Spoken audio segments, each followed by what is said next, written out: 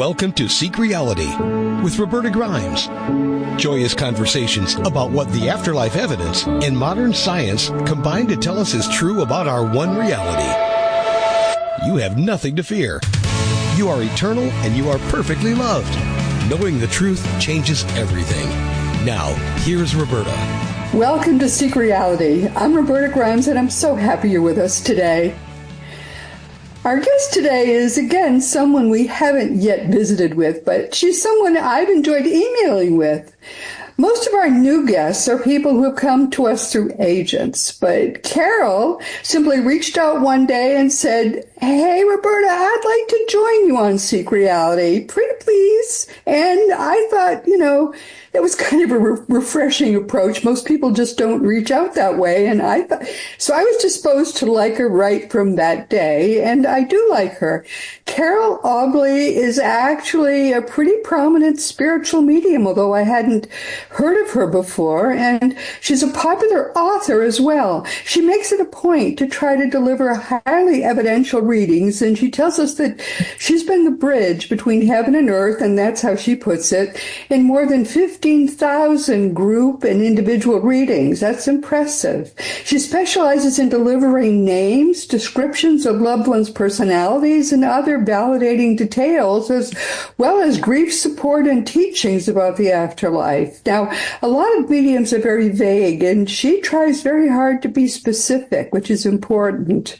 She's an advanced intuitive who regularly delivers specific practical guidance and readings about a wide variety of life issues, including relationships, business issues, and spirituality. She's recognized by clients for bringing compassion and integrity to mediumship through her sincere intent to be of service to others. She's a nice person, in other words. She's been a guest on the Coast to Coast radio show numerous times, which again is impressive, and on other media where she offers interviews and live on-air readings, another impressive thing, in addition to maintaining a private practice in mediumship and online teachings. Carole has taught workshops at Lilydale, New York, which is the largest U.S. center for spiritualism. She's written 4 books, including I'm Still With You in 2008, Soul to Soul Connections, Comforting Connections from the Spirit World, and that was in 2012. She's busy, in other words. Wisdom from the Spirit World, Life Teachings on Love, Forgiveness, Purpose, and Finding Peace, 2020. And now she has another book just out on May 1st, The Art of Sensing, the Art of Staying True to Your Soul's Journey Through Challenging Times. And we're going to be talking about this brand new book today. Carole, welcome. I'm so happy to have you with us. Hi, Roberta. Thank you so much for having me. Well, I just have started to read your book, but fortunately you gave me some questions that relate to the book. And when I got the questions, it helped me to really better understand what you were doing here. Now, all of us, I've come to understand, are here to learn to grow spiritually. And your book looks to me to be, again, another route to spiritual growth. Am I right about that? That's kind of what it looks like to me. Just another different path and a different way that people can learn to grow spiritually, using maybe not mediumship, but a kind of deeper connection with our souls. Is that what it is, really? Yes, because the fact is, the only reason we're here in the physical plane is to evolve spiritually. Everything else is secondary to that. Yep. And so my inspiration for writing The Art of Sensing was to help people, particularly in this time that we're in, the current times, the chaotic times that we're in, to navigate more smoothly by using this thing called intuition or the sixth sense, and to pay attention to that, and importantly, to trust it. And by doing so, we can navigate difficult times. And that would be with just the way things are right now in the collective consciousness, but importantly in the individual consciousness as well. And that means anything that things that most of us as human beings share, the loss of a loved one, the end of a relationship, a diagnosis with a serious illness, the loss of a job, and, bypassing, not deleting our rational mind, but giving a lot of weight to how can I navigate through this? And importantly, how can I grow through a difficult challenge? When things happen that go wrong in our lives, we can use them in several ways. We can say, oh, something bad happened, my life is ruined. We can say, something bad happened, I'm going to walk with a limp for the rest of my life emotionally. Or we can say, all right, I'm going to use it to grow spiritually. So you're saying, how can I use, our proper approach would be to say, how can I use this to grow spiritually, right? That's really what we should be doing. Yes. And when we're in the midst of challenges, it's very difficult, if not impossible, to see the light at the end of the tunnel. Yeah. But there's a reason why we have that expression, hindsight is 2020. Mm-hmm. And it's because when we look back at a particularly distressing situation in our life, a very emotionally painful circumstance, anything that causes upheaval within us, rarely do we see that, what the benefit to us, or what is it showing us. And in the art of sensing, I take readers through the steps of being able to navigate through transition. Transition also meaning transformation. Yes, yeah. And I wrote a whole chapter on that. I got that in your book. When I saw what the questions were, I began to see that, yes, that's what I teach too. That's what Jesus taught, which is extremely important. That's what his lessons were in forgiveness and in love, because we need to use these often bad seeming things as really lessons, ways that we can strengthen ourselves and then grow spiritually from these bad things that happen. But now you were a child, weren't you, when you first came to understand that you had this deeper ability to read things than other people had? Can you talk a little about how you began to understand you had these gifts? I didn't come into the fullness of knowing mediumship abilities until my late 30s. Now, however, when I was a child, and I'm very transparent in all my interviews and all my writings, and I write openly about always questioning why. I kind of drove my parents crazy, but why is it like that? One of the memorable incidents from my books and from my life, I was a child, maybe about 7 or 8 years old. I used to take walks with my paternal grandmother. And one of the places we walked was through a cemetery. And it was a Catholic cemetery. So there were photographs under glass on the graves. Right. And I can recall letting go of my grandmother's hand and standing there gazing at this photograph and saying, where is this child? Some of these were children who had passed. Right. Where is this child now? And why would God take a child? And so at this very young age, I was always wondering what happened after we died. What is heaven like? And so I was always questioning, and I was always interested in the paranormal, UFOs, ghosts, the Bermuda Triangle, all of these sorts of things. But it wasn't until my late 30s when I had a very distressing event, and that was a fire that burned me out of the business that I was in, until it set me squarely on the pathway of what I'm doing now. And that's what I meant when I said, when we're in the midst of something catastrophic like that, we don't see the full picture. I call it the BP, and that stands for the big picture. Big picture, yes. And in my books, I refer, especially in Soul to Soul Connections, I refer to it as the BP. Now, when that happened with the fire, I was devastated because I couldn't really rebuild this business.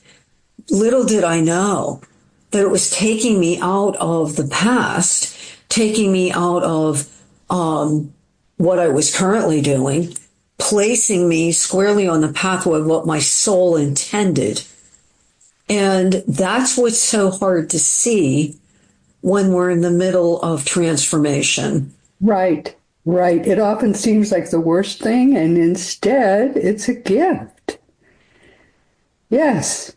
Not all gifts are fun to receive at the time you get them, but they often, in retrospect, seem like tremendous gifts. Yes. How beautiful. When I came into my fullness of developing mediumship, which is connection with souls who do not have a body, it came to me quite naturally. I was sort of doing psychic type readings to begin with. Uh-huh. And I mean, I didn't ever really think about doing the, mediumship types of readings with loved ones who had passed, with recipients. But it started arising during the readings. And so then I took a lot of training in the subsequent years to develop it and refine the skill. However, I am of the school that mediums are born and not made. And I discovered that by studying my own astrological birth chart, seeing that I had this predisposition for this particular skill. Absolutely, yes. So, but it remained sleeping until the time was right. And it came about through that, that fire and taking me off of that pathway. Yeah. And so this is what can happen when we're ending an old way of life and coming into some type of newness, some type of new pathway. And if somebody would have told me that I would be writing books, that I would be doing interviews like I am with you today, Roberta, yes, being on national radio, I would have thought they were absolutely crazy. Absolutely right. Yeah. But this is what happens when we have trust. And importantly, in the middle section of The Art of Sensing is called Surrender. Yes. That's the middle section of the book. Important, dear. You are so, so right. People close themselves away from the greatest gifts they're ever given. And you were so wise not to do that. Well, I didn't get there overnight. And again, in the interest of authenticity and transparency, I can tell you that it took, if I had $1 for every time I wanted to quit, I would be well off today. Yes. Yeah. Because it can be, the pathway is one that does demand courage. In no way am I trying to say I'm a martyr or anything like that. I don't want people to misunderstand.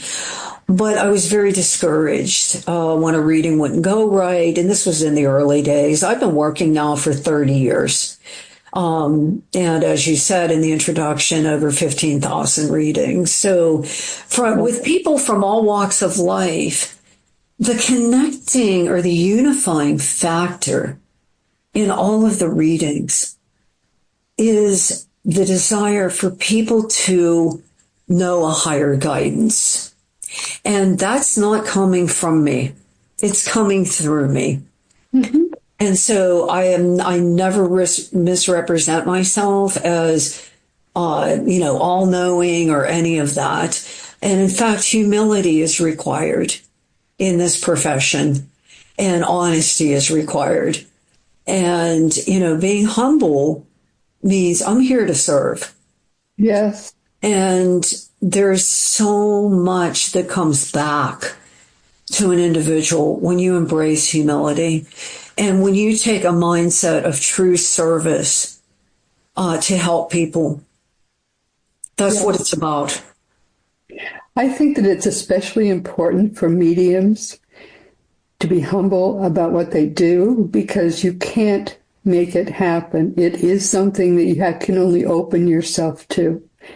And if you open yourself broadly enough, then with enough humility, it can happen beautifully. I know, because I have known some wonderful mediums, but I've also known some who would fake it if they couldn't make it that particular day. They seemed to think they had some kind of control over what was happening when, of course, as you know, you don't. You don't.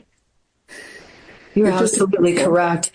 This whole concept of surrender came from my own experience in mediumship and releasing, what soul was going to come through. In fact, prior to every reading I do, I tell people I can't make anybody come here and communicate. It's sort of like you can't make anybody call you on the phone, or you can't make anyone email you.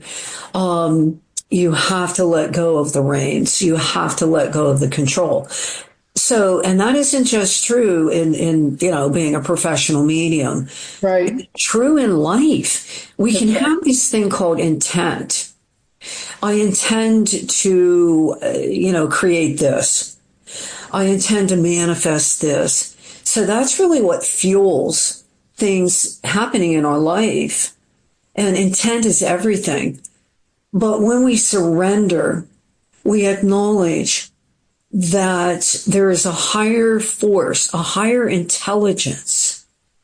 You can call that God, you can call that higher power, Buddha, Krishna, Jesus, whatever you want to call that. It's all the divine. And knowing that that infinite intelligence is available to everyone. Mm-hmm. And allowing that to guide your life through difficulties, through tumultuous times, will help us to navigate more smoothly and open up doors that we would have never dreamed of being open. Oh, yes. Oh, yes. So who are the people that you help? People who come to you, what kinds of problems do they typically have? Well, I do a lot of mediumship readings. I really specialize in that, meaning connection with the recipient of the reading, their deceased loved ones. Mm-hmm. But I also do an awful lot of, I'm extremely studied in astrology, and I don't mean the newspaper astrology. I mean spiritual astrology, because the birth chart is actually a map of the soul. And by studying that, which I have for many years, I can help people through these things called karmic astrology readings. The birth chart shows what the soul intended for the lifetime, to evolve. Mm-hmm. Because again, that's the only reason we come here, to experience the physical plane, which presents opportunities that are not available in the spirit world. Mm-hmm. For example, we have here in the physical world, we have a body. Mm-hmm. We don't have that in the spirit world. The birth chart also shows the karma, or the planned lessons of the soul, and also the intended direction of evolution for the soul. All of that is contained within the natal birth chart. So I do those types of readings, but I also do an awful lot of life guidance issues, career, relationships, spirituality, family issues, family circumstances. So there are many different things that people come with. And again, I cannot make choices for people. And I really I work with high ethics. I will never encourage dependency. that is very bad for the client. It's also very bad for the medium. Yeah. Because each person has the gift of choice. And I write about choice in all of my books, the power of choice, and how we have that. All of us is gifted with that from the Creator. So you'll just say, well, this is what the chart says. So here are some choices you have that you might think about.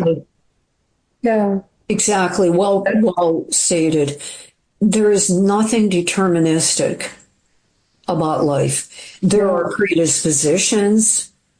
There are certain skills that we come in with that I have seen firsthand that are from other experiences here, other incarnations on the earth. Right. Everything I talk about in interviews and in my books are what I have directly experienced through my own work of 30 years. Well, that's 30 years is an impressive amount of time to spend doing this work. It can be difficult, though, I'm sure, because I did a lot of testing of mediums early in my career in doing the work that I have done, which is to just try to educate people about the fact that our lives are eternal. And many people would ask me, recommend a medium. And so I started testing mediums. And what I found was that my own family members who had gone ahead of me were very, very independent. The first medium that I ever tested brought through the whole of my family, and they were so lovely, and they gave me all these wonderful signs of who they were. Oh, that was very nice. Now we're going to test the next medium. Almost nobody came through. My brother-in-law, my mother-in-law, maybe one other person. They weren't going to keep coming through. They had proven to me that they were alive. They had other stuff to do with their time. So, that's what I learned. I mean, this isn't something, they're not circus animals that are going to keep doing tricks for me. They didn't want to bother. And then there was my father, who wouldn't speak. He appeared at the back of the room, and he wouldn't say a word. He was, most of the mediums that I consulted adequately described him. And I would say, what does he have to say? And they always said, he won't speak. And this went on, believe it or not, for 20 years. I stopped consulting mediums. I sort of forgot about that. Why would he not speak? And finally, one day, my daughter went to a medium, and he came through to her, and what he said to her was, will you please tell your mother and her sister that I am so sorry that I messed up their childhood? And that was what he felt bad about for all that time. So our loved ones are complex people still after... I didn't even know he had... Yes, I did know he had messed up our childhood. He was an alcoholic till I was 11. And he didn't realize that that was not a good thing to be when he had young children. But he did give up drinking when I was 11, and I just didn't care about that in my whole life since. But that's an example, and I say it to you as much as, I mean, you know this, I say it to the people listening. The people that we love, I mean, if I'd known that was a problem for him, I would have been forgiving him 1,000 times over in all the 20 years since he died. He didn't have to. Yeah, it's interesting that you mentioned that. As you were speaking, I felt very strongly about that there was alcoholism in the family. Yeah. Sometimes it'll just happen. I don't often ever interrupt interviews with readings. I'm focused on speaking, just from my left brain. But it's one of these things that was right there. So sometimes, yeah, that will happen, that there will be a connection or contact with a soul who is sort of holding back because either one of two things. Perhaps they had a more quiet sort of personality. So when they come back into this field of consciousness, they've retained that. They sort of take that on again, that they were a more quiet individual. Or one of the things that I've discovered is those who have taken their own lives are sometimes like pulling teeth to get information from them. And I've discovered that that is because they don't want to reconnect with the pain that they left with, the emotional pain, or in some cases, the physical pain in dying. But also sometimes they feel that the family is angry with them. Mm-hmm. And so they will sort of withhold, and one of the things I've learned too is that just as we make transition here with a lot of changes in our life, we're still a soul. We just are clothed in a physical body. But in the spirit world, there's transitions there too, in that we can't just evaporate what we produced here. That is, we are responsible for it. So there is a transformation that happens for the soul in the spirit world as well.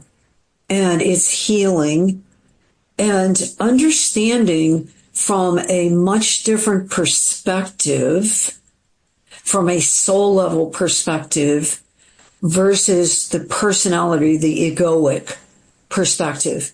Mm-hmm. And I have seen many people in readings that, they perhaps it was a father and son, and the father passes and there was an unfinished emotional business between the father and son. And then the son comes for a reading, and I'll say, your father is saying that he understands your perspective now, and he deeply apologizes. Yeah. And you know what I see, Roberta, when that occurs? I actually see a clairvoyant image of the soul and spirit on a bended knee. Mm-hmm. And that to me means a sincere apology. That's my symbol for that. Yeah. So there's this expanded perspective from the spirit world. Yeah. That, and I love when it happens, because we can learn from receiving a reading that, okay, it's not as bad as I am making it to be. And there is this thing called forgiveness, which means a release of the past. That's my definition of forgiveness, and especially in spiritual terms. In all of my books, I've written strongly about the cornerstone of healing is forgiveness. Yes. But when we go through our life review, that is what it's all about. We get to experience how all the people we affected, how we affected their lives. And apparently he got to feel how he affected his children's lives, and that was very hard for him to forgive himself for. So he apparently struggled with that for 20 years. And it helped him a lot to finally ask for our forgiveness, which of course he had. We were not affected negatively, but people need to understand that the people that they loved were going to need some time to forgive themselves for ways that maybe they affected our lives that we weren't even aware of. And it's complex. It's deep. It's very much deeper than we realized. But it is. And if I look at the individual who I was prior to performing mediumship, I'm a totally different individual now. I've become much more compassionate. I've become much more open to in the heart center. And Isn't that beautiful, though? Don't you love that? Well, apparently my soul said, this is the pathway for you before I was born that you are going to evolve through.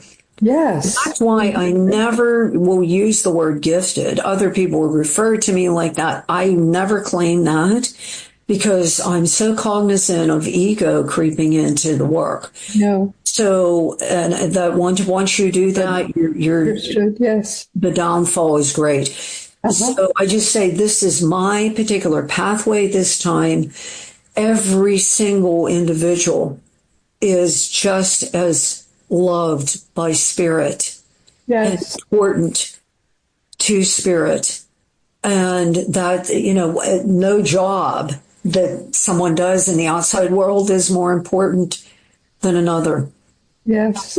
In the art of sensing, I wrote about the inner landscape and then the outer landscape. The inner landscape being the indestructible, eternal identity of the soul, which is part of God. Yes, but isn't it beautiful how you're able to serve? That's being able to serve is the greatest gift we can be given. It's so beautiful. It is, and that can take many different forms. Mm-hmm. Many different forms.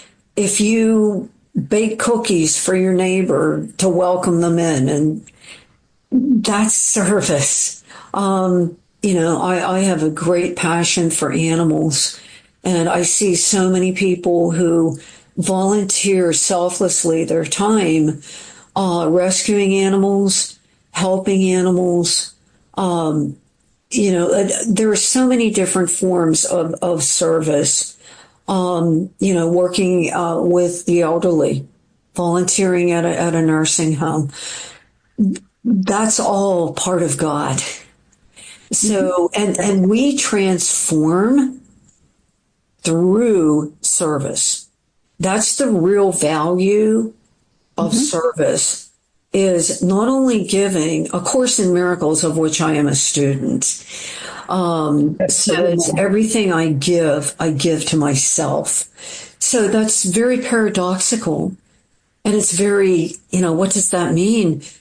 Well, because of the unity of spirit, everything that I give to you returns to me. Mm-hmm. And that shouldn't be the reason for doing it, but it is a natural law, which is also in the art of sensing. I wrote about the 7 natural laws. Mm-hmm. But it is a natural law of karma. Everything that I create returns to me. Yes. Yeah. No, I recommend to people that they do A Course in Miracles, but I think it's nice, or it can be helpful to do it with a group. When I first did it, which was, more than 10 years ago now, I did it with a group, and that to me was very helpful because you get to see how other people are affected by it. And you get to help other people too, to absorb it. Because it can be kind of a shock when you first are doing it and when you first are discovering it. You get to help other people know that you also were shocked by it in the beginning, and how you got it. It opens you. It opens you in ways nothing else ever has, which is quite beautiful. So, where are you going now from here? Where is this journey taking you, do you think?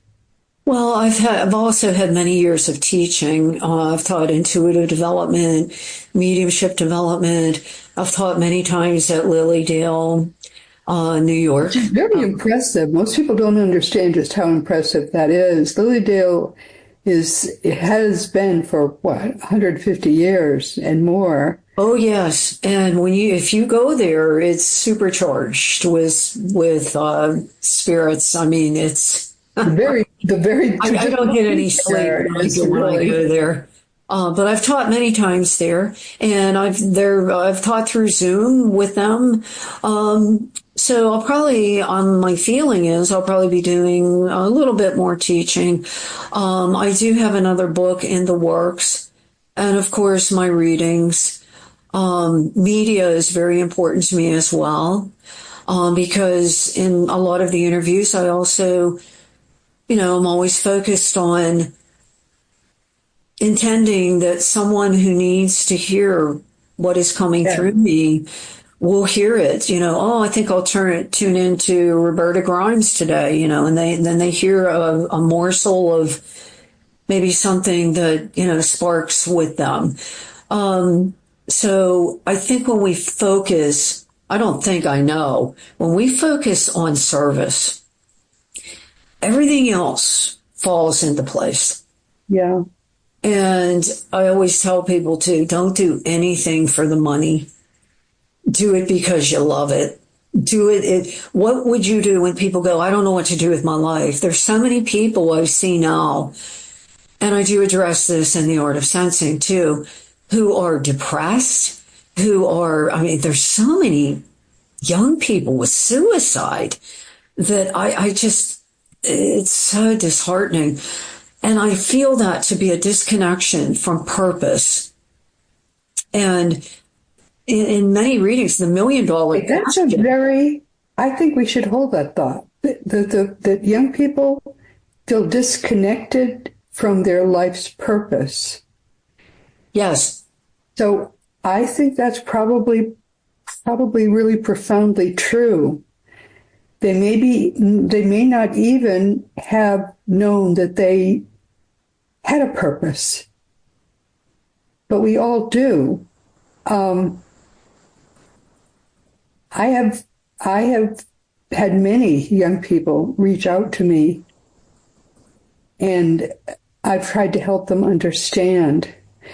A lot of them were Christian, and they've been pulled away from Christianity, partly because Christianity is, I think, because it's fear-based, and they didn't want that anymore, and because they understand Jesus is love-based, and they didn't understand. I've been blogging about that and helping people understand that Jesus's teachings are what are love-based. The religion itself is fear-based. And I think that we're coming to some kind of deeper understanding now. And I notice that there is a turning of this young generation, the generation that's college age, back toward trying to find in Christianity the part that is of Jesus, which I think is profound. That they're not allowing the religion to get away with the surface Constantine added part and going deeper and trying to find the Jesus part, which to me is really profound. That the young people are just the core of Christianity. Of Jesus, yes. To me is the teachings of Jesus. And in all of my books, I have selected quotes from what Jesus said from the Bible. Probably the greatest teacher that ever lived. There are others, but for a lot of us, a master teacher. And the essence of the Christ is love. And that the living, breathing Christ is within all of us. And I think the main difference between the dogma, let's say, of religion and, the core of what Jesus's life was about was really the heart. Because when I experience him personally, I experience heart and love and service, as we were talking about. Right, exactly. And the teachings, of fear-based.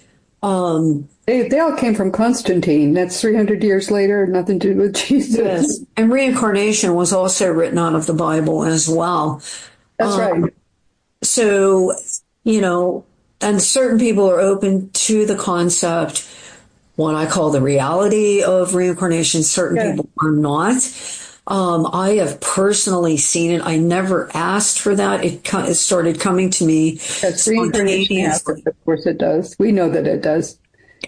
So the disconnection from purpose leads to a separation from God, Right. the higher awareness of God.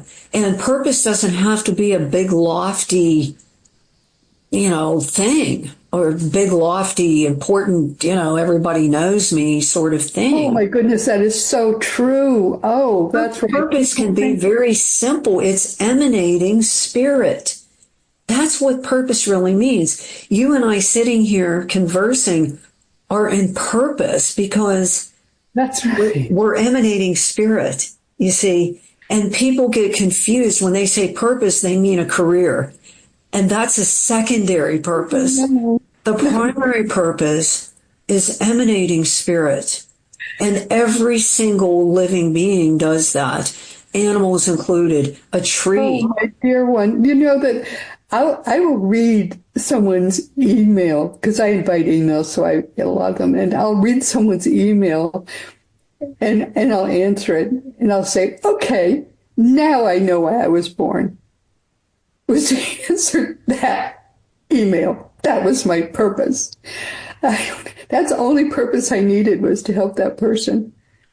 That one purpose. That one person. Well, you're absolutely correct.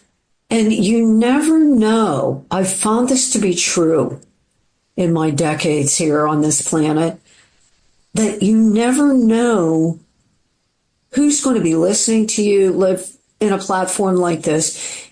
But aside from that, you never know.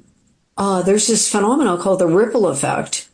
Yeah. So you throw the stone in the water, the pebble in the water, and those concentric circles that come out. That's right. That's our blending of our consciousness with others. You never know who that person that you helped, as you were saying through the email, they may reach out to someone else, or they have a family. And that what you responded to may affect that family. Yes. You never know. But there, as you know, A Course in Miracles says all miracles are come in one size. Miracles have no size. And every purpose also has one size. And we have just run out of time completely. My darling, what do you want people to take away? And then you rush to your next appointment. But what do you want people to take away from today? Well, first off, thank you so much for having me. It's been my pleasure. I think people need to know that there is nothing in the outside world, or the outer landscape, as I call it in the art of sensing, that is going to remain stable. There will always be some sort of upset, something changing. When we reach inside, that's where stability is. That's something that is accessible to you, that doesn't cost money, that you don't have to go out and search for. Yes. It's within you, and it can be accessed very easily through stillness. And that's just becoming still and allowing yourself to go in through your breath into that eternal consciousness that is there, that we call spirit. Yes. That's where the answers are. That's where peace is. That's where purpose is. Allow that to guide you through any difficulties that you're experiencing. Beautifully said, my darling. Thank you so much. And thank you so much for being here today. We will have to do this again. I'd love to. Big hug, my dear. Oh, everyone, this has been Seek Reality with Roberta Grimes. This just flew by. I'm so sorry, but we really do have to say goodbye now. And you'll have this also. Soulvisions.net is her website, and that's how you can get in touch with her. And I'm sure you're going to want to do that if ever you have any questions about any of this. But once again, my beloved friends, please never forget that you are a powerful, eternal being. You never began, you never are going to end. When you get that, when you really get all the implications of that fact, it's going to change everything in your life for the better forever. Next week, our guest will be our dear, lifelong, wonderful friend, Peter Wright. He's going to be with us for the 23rd time. Peter is an extraordinary therapist who uses past life regression therapy as no one else, I think, ever has, to help so many people to cure so many ills in even just 1 or 2 sessions. Now, I've asked him next time to show us more about how he really does it, because he has helped so many people who listen to Seek Reality to really transform their lives. And he's going to be back with us yet again next week, and he says he will show us some of his magic. And this week, of course, our guest has been medium and sensitive Carole Obley. She actually has been with us for the first time, but I think we are already friends. Her book is just out. It's called The Art of Sensing, a guide for staying true to your soul's journey through challenging times. And these times are challenging. I think all times are in their own way challenging. Carole herself, as you can see, is a delightful, very thoughtful person, and she's a spirit medium who's eager to help people to understand that their lives, all lives, truly are eternal. I haven't yet finished her book, but I'm going to finish it, and then I'm going to have her back, and we'll talk again about all these deep subjects. It's another way, I think, of looking at the same kind of journey that Jesus takes us on, and maybe what she does will resonate a little better with you than what Jesus has taught. So we'll be talking with her again. And all of this reminds me to talk to you about how our great friend Craig Hogan, who is someone else who is really an inspiration, helps us to understand that our lives are eternal. Just go to seekreality.com and start to learn for yourself that your own reality truly is and forever will be eternal. You're going to go there anyway, so you may as well study some of the evidence and be more confident about where you're going next.